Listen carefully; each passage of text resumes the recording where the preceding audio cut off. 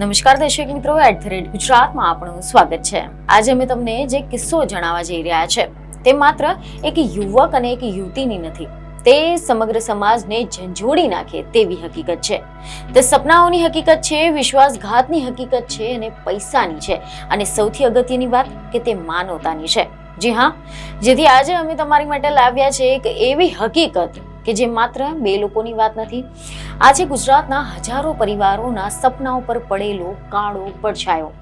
આ છે નવો ડંકી રૂટ। આ નામનો એક એવા ગેરકાયદેસર માર્ગનો ભેદ કે જે યુવાનોને અમેરિકા પહોંચાડવાના વાયદા કરે છે, પરંતુ ઘણીવાર તેમને મોત, અપહરણ, યાતના અને ખંડણીના અંધકારમાં ધકેલી દે છે। આવું જ કહીએ કે ગુજરાતના આણંદ જિલ્લાના બે લોકો ધ્રુવ પટેલ અને દીપિકા પટેલની સાથે બન્યું છે કે જેમને જીવનમાં કંઈક મોટું કરવાનું સપનું જોયું, જેમને અમેરિકાની ધરતી પર પગ મૂકવાનો ઈરાદો કર્યો હતો, જેમને પરિવારની આશાઓને પાંખ આપી હતી, અને આ બંને અમેરિકા જવાના સપનાની સાથે ઘરેથી નીકળ્યા। પરિવારોની આશાઓ, લાખોની રોકાણ અને ભવિષ્યના સુવર્ણ સપનાઓની સાથે, પરંતુ ત્યારબાદ એવા સમાચાર સામે આવ્યા કે તેઓ અચાનક જ એક એવા જાળમાં ફસાઈ ગયા કે જ્યાંથી બહાર આવવું અશક્ય લાગતું હતું। અમેરિકા લઈ જઈશું એવા વાયદાની સાથે 35 લાખ રૂપિયા પડાવી લેવામાં આવ્યા હતા, અઝરબૈજાન સુધી લઈ જવામાં આવ્યા, અને ત્યાંથી શરૂ થયો એક ડરામણી કથા, અપહરણ, યાતના અને ખંડણીની। આ માત્ર એક ગુનાહિત ઘટના નથી, આ માનવ તસ્કરીના આંતરરાષ્ટ્રીય નેટવર્કનું એક ભયાનક ચહેરો છે કે જેને લોકો નવો ડંકી રૂટ કહી રહ્યા છે। તો આજે અમે તમને એવા સમાચાર વિશે ખુલાસો કરીશું કે કેવી રીતે 35 લાખ રૂપિયાનું સપનું 50 લાખ અને 15 લાખની ખંડણીમાં બદલાઈ ગયું, કેવી રીતે એક મેસેજથી શરૂ થયેલી વાતચીત માનવ તસ્કરીના આંતરરાષ્ટ્રીય જાળ સુધી પહોંચી ગઈ, અને કેવી રીતે આ સમગ્ર ઘટનાએ ગુજરાતમાં ફરી એકવાર વિદેશ જવાની અંધે દોડ આના ઉપર ગંભીર સવાલ ઉઠાવ્યા છે। આ છે કે ચેતવણી, એક તપાસ અને એક સમાજને જાગૃત કરતી હકીકત। ચાલો હવે આ સમગ્ર ઘટનાક્રમને ડિટેલથી સમજીએ। તો જેમ આપણે સૌને ખબર જ છે તેમ ગુજરાતમાં, ખાસ કરીને ઉત્તર ગુજરાત, મધ્ય ગુજરાત અને સૌરાષ્ટ્રના અનેક વિસ્તારોમાં વર્ષોથી વિદેશ જવાની લહેર ચાલી રહી છે। અમેરિકા, કેનેડા, યુકે, ઓસ્ટ્રેલિયા આ નામો હવે માત્ર દેશોના નામ નથી, પરંતુ હજારો પરિવારો માટે આશાનું પ્રતીક બની ગયા છે। લોકો ઘર, જમીન, દુકાન, દાગીના વેચીને લાખો રૂપિયા ભેગા કરે છે, કારણ કે તેમને લાગે છે કે એકવાર જો અમેરિકા પહોંચી ગયા તો પછી આખું જીવન બદલાઈ જશે। પરંતુ આ સપનાઓની વચ્ચે કાળા બજારી, નકલી એજન્ટો અને માનવ તસ્કરોનું જાળ ધીમે ધીમે મજબૂત બની ગયું છે। જેમ કે આણંદ જિલ્લાના ઝકારિયા ગામના વતની ધ્રુવ પટેલ અને કંથારિયા ગામની દીપિકા પટેલ, આ બંને સામાન્ય પરિવારમાંથી આવે છે। બંનેના મનમાં એક જ સપનું હતું કે અમેરિકા, વધુ કમાણી અને વધુ તકો, અને પરિવાર માટે સારું ભવિષ્ય।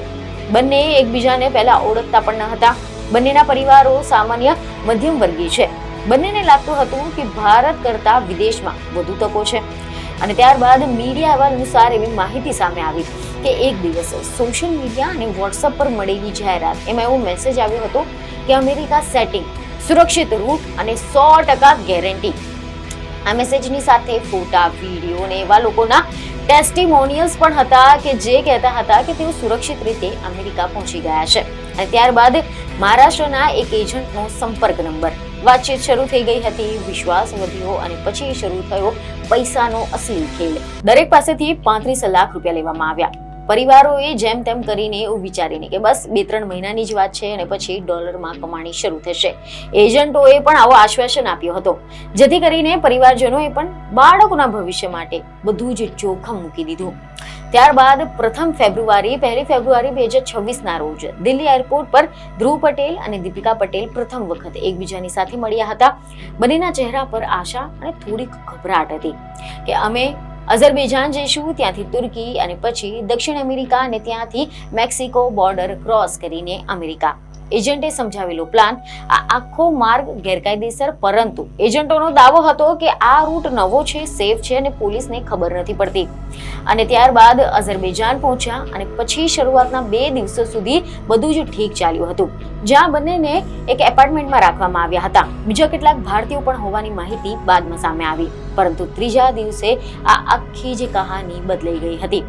કોઈક અજાણી વ્યક્તિઓ આવ્યા, ફોન છીનવી લેવામાં આવ્યા, અને પછી પરિવારજનોને ફોન કરીને તમારા બાળકો અમારી પાસે છે, 1 કરોડ આપો, નહીતર ખરાબ પરિણામ આવશે.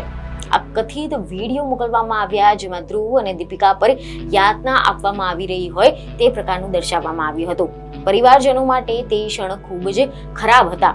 આ સમયે પિતા કંઈ પણ કરી શકતા ન હતા અને આખરે એવા અહેવાલો આવ્યા કે આ જોઈને ધ્રુવના પિતા મુકેશભાઈ પટેલે તે સમયે પૈસા આપ્યા સિવાય કોઈ બીજો વિકલ્પ જ ન હતો, જેથી કરીને 50 લાખ રૂપિયા પહોંચાડવામાં આવ્યા. અને જ્યારે દીપિકાના પિતાએ 15 લાખ રૂપિયા આપ્યા હતા. આ દરમિયાન આણંદના સાંસદ મિતેશ પટેલનો પણ સંપર્ક કરવામાં આવ્યો અને આ મામલો વિદેશ મંત્રાલય સુધી પહોંચી ગયો હતો. અઝરબૈજાનમાં ભારતના દૂતાવાસે દખલ કરી અને 24 કલાકમાં આ બંનેને છોડાવવામાં આવ્યા હતા. આ એક રાહતની વાત હતી, કારણ કે ઘણા બધા કેસોમાં એવું પણ બને છે કે લોકો પાછા નથી ફરતા. ત્યારબાદ એવા સમાચાર સામે આવ્યા કે પોલીસે મુંબઈથી 3 એજન્ટોની ધરપકડ કરી છે, મમતા ગોવિંદ, કેતન સોની અને ડેનિયલ મોન્ટેરો. પરંતુ પોલીસનો અંદાજ છે કે આ તો માત્ર ટોચનો હિસ્સો છે. પાછળ એક મોટું નેટવર્ક પણ હોઈ શકે છે કે જેમાં ભારત, અઝરબૈજાન, તુર્કી, દક્ષિણ અમેરિકા અને મેક્સિકો સુધી લોકો જોડાયેલા હોઈ શકે છે. હવે આપણે જાણીએ કે આ ડંકી રૂટ શું હોય છે. તો ડંકીનો શબ્દનો અર્થ છે ગેરકાયદેસર રીતે સરહદ પાર કરવી. અને અગાઉ પણ લોકો પંજાબથી યુરોપ જતા જે રૂટ છે તેને ડંકી રૂટ કહેવાતો હતો અને હવે ગુજરાતમાંથી અમેરિકા જવાનો એક નવો માર્ગ વિકસિત થયો છે. સીધી ફ્લાઇટ નહીં, પરંતુ વિઝા ફ્રી કે પછી સરળ વિઝાવાળા દેશોમાં પહેલા લઈ જવું અને પછી ત્યાંથી ગેરકાયદેસર રીતે બીજા દેશમાં મોકલવું. ખોટા દસ્તાવેજો, નકલી ટિકિટ અને સ્થાનિક ગેંગનો સહારો લેવામાં આવે છે. જોકે ગુજરાતમાં આના અગાઉ પણ અનેક દુર્ઘટનાઓ બની ચૂકી છે. જી હા, એવા અહેવાલો છે કે ગાંધીનગરના ડિંગુચા ગામના પટેલ પરિવારના 4 સભ્યો -38 ડિગ્રી તાપમાનમાં કેનેડા અને અમેરિકા બોર્ડર નજીક થીજી ગયા હતા. જ્યારે મહેસાણાના માણેકપુરાના 4 સભ્યો સેન્ટ લોરેન્સ નદીમાં નાવડી પલટી જતા ડૂબી ગયા હતા. આ બધું જ હોવા છતાં પણ લોકો શીખતા નથી, કારણ કે ગરીબી, બેરોજગારી અને વિદેશ જવાની જે ઘેલછા છે એટલી મજબૂત બની ગઈ છે કે જોખમ પણ નાનું લાગી રહ્યું છે. મહત્વનું છે કે માનવ તસ્કરી એક આંતરરાષ્ટ્રીય ગુનો છે અને યુએનના અહેવાલ અનુસાર દર વર્ષે લાખો લોકો ગેરકાયદેસર રીતે એક દેશથી બીજા દેશમાં લઈ જવામાં આવે છે, જેમાં મજૂરી માટે યા તો પછી ટ્રાફિકિંગ માટે અથવા તો ગેરકાયદેસર કામ માટે લોકોનો ઉપયોગ કરવામાં આવતો હોય છે. ગુજરાતમાંથી અમેરિકા જવાનો જે ટ્રેન્ડ છે તે છેલ્લા દાયકામાં ઘણો જ વધતો જોવા મળી રહ્યો છે. કેટલાક કાયદેસર રીતે જાય છે, student visa, work visa, family sponsorship દ્વારા, પરંતુ ગેરકાયદેસર રસ્તો પસંદ કરનારાઓ માટે જોખમ અત્યંત મોટું છે. હવે મહત્વની વાત આપણે એ સમજીએ કે આ એજન્ટો લોકોને કેવી રીતે ફસાવે છે. તો સૌપ્રથમ તો સોશિયલ મીડિયા પર જાહેરાતોથી કે સેટિંગ છે, ઇમિગ્રેશન કન્ફર્મ છે, ડોલરમાં કમાણી કરો અને પછી નકલી ઓફિસો, નકલી દસ્તાવેજો અને એવા લોકો કે જેઓ પોતે ખુદ પહેલેથી જ અમેરિકામાં પહોંચેલા બતાવે છે. એકવાર પૈસા મળી જાય પછી આ લોકોને કાબુ એજન્ટ પાસે નથી રહેતો. અને આ કેસમાં અઝરબૈજાન કેમ પસંદ કરાયો? કારણ કે કેટલાક દેશોમાં ભારતીયોને સરળ વિઝા મળે છે. ત્યાં પહોંચ્યા પછી સ્થાનિક ગેંગની સાથે મળીને લોકોને આગળ ધકેલવામાં આવે છે. જો કોઈ વધુ પૈસા માંગે અથવા તો પરિવાર પાસેથી વધુ પૈસા છે તેવી ખબર પડે તો પછી અપહરણ અને ખંડણીનો ખેલ પણ શરૂ થાય છે. જો કે પોલીસ હવે તપાસ કરી રહી છે કે આ નેટવર્કમાં ભારતમાં કેટલા એજન્ટો છે. શું અન્ય લોકો પણ ફસાયેલા છે?